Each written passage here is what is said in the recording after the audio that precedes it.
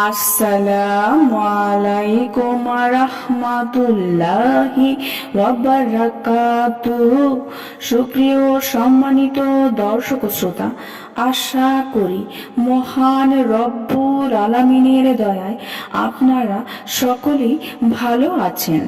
আজকে হযরত আবু বকর রাদিয়াল্লাহু তাআলা আনহু থেকে একটি ঘটনা বর্ণনা করব। ঘটনার শিরোনাম হচ্ছে দুনিয়ার প্রতি নির্লিপ্ত জীবন যাদের। আরবের কাঠফাটা রোদ যেন মাথার উপরে আগুন ঢেলে দিচ্ছে। রোদের তীব্র প্রখরতায় উত্তপ্ত হয়ে উঠেছে বালুকাময় মরুভূমি। এমন উত্তপ্ত দুপুরে হযরত আবু বকর রাদিয়াল্লাহু আনহু ঘর থেকে বের হয়ে মসজিদে এলেন। হযরত উমর রাদিয়াল্লাহু আনহু তখন মসজিদে ছিলেন। মসজিদে সিদ্দিকে আকবরের উপস্থিতি দেখে উমর রাদিয়াল্লাহু আনহু জিজ্ঞেস করলেন, আবু বকর, এই অসময়ে আপনি ঘর থেকে বের হয়েছেন কেন? বস্তুত সাহাবায়ে একরাম রাদিয়াল্লাহু তাআলা আনহু ছিলেন সরল মনের অধিকারী। মনে কিছু চেপে রাখতেন না, সোজা সাপটা বলে দিতেন। হযরত আবু বকর রাদিয়াল্লাহু আনহু বললেন, ক্ষুধার অসহ্য যন্ত্রণা আমাকে ঘর থেকে বের হতে বাধ্য করেছে, আর ঘরে থাকতে পারলাম না। তখন হযরত উমর রাদিয়াল্লাহু আনহু বললেন, আল্লাহর কসম, আমার ঘর থেকে বের হওয়ার কারণও একই। তারা কথা বলতে লাগলেন। এরই মধ্যে রাসূল সাল্লাল্লাহু আলাইহি ওয়াসাল্লামও মসজিদে তাশরিফ আনলেন। তাদেরকে জিজ্ঞেস করলেন, তোমরা এই অসময়ে মসজিদে কেন?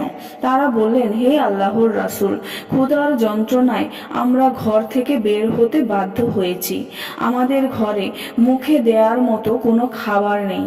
রাসূল সাল্লাল্লাহু আলাইহি ওয়াসাল্লাম বললেন, আমার ঘর থেকে বের হওয়ার কারণও একই। যাই হোক, তোমরা আমার সাথে চলো। তারা চলতে লাগলেন। এক পর্যায়ে হযরত আবু আইয়ুব আনসারী রাদিয়াল্লাহু আনহুর বাড়িতে উপস্থিত হলেন। হযরত আবু আইয়ুব আনসারী রাদিয়াল্লাহু আনহু সাধারণত প্রায় সময় রাসূল সাল্লাল্লাহু আলাইহি ওয়াসাল্লামের জন্য ঘরে দুধ অথবা কোনো খাবার রেখে দিতেন। কিন্তু সেদিন রাসূল সাল্লাল্লাহু আলাইহি ওয়াসাল্লাম আসতে দেরি করায় তিনি ওই দুধ ঘরের অন্যদের খাইয়ে দিয়েছেন আর নিজে কাজ করার জন্য খেজুরের বাগানে চলে গিয়েছেন। ঘর থেকে আবু আইয়ুব আনসারীর স্ত্রী বের হয়ে এলেন। রাসূল সাল্লাল্লাহু আলাইহি ওয়াসাল্লাম জিজ্ঞেস করলেন, আবু আইয়ুব কোথায়? হযরত আবু আইয়ুব আনসারী রাদিয়াল্লাহু আনহু রাসূলের কণ্ঠস্বর শুনে বাগান থেকে দ্রুত দৌড়ে এলেন। সালাম মানতে বললেন, হে আল্লাহর রাসূল, আপনি আসতে দেরি করায়। রাসূল সাল্লাল্লাহু আলাইহি ওয়াসাল্লাম মুচকি হেসে মাথা দুলিয়ে বললেন, হ্যাঁ, তুমি সত্যই বলেছ। যা হোক, এরপর হযরত আবু আইয়ুব আনসারী রাদিয়াল্লাহু আনহু দৌড়ে বাগানে গেলেন এবং খেজুরের এমন একটি ডাল নিয়ে আসলেন যেটিতে কাঁচা পাকা সব ধরনের খেজুর আছে। রাসূল সাল্লাল্লাহু আলাইহি ওয়াসাল্লাম বললেন, তুমি তো শুধু পাকা খেজুর আনলেই পারতে।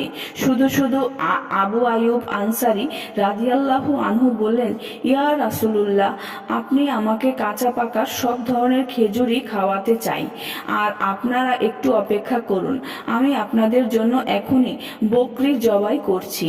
রাসূল সাল্লাল্লাহু আলাইহি ওয়াসাল্লাম বললেন, দুধওয়ালা বকরি জবাই করো না।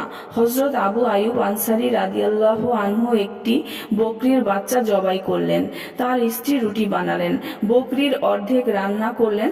রাসূল সাল্লাল্লাহু আলাইহি ওয়াসাল্লাম, আবু বকর ও ওমর রাদিয়াল্লাহু আনহু খেলেন। খাওয়া শেষে রাসূলের চোখ মুবারক অশ্রুসিক্ত হলো।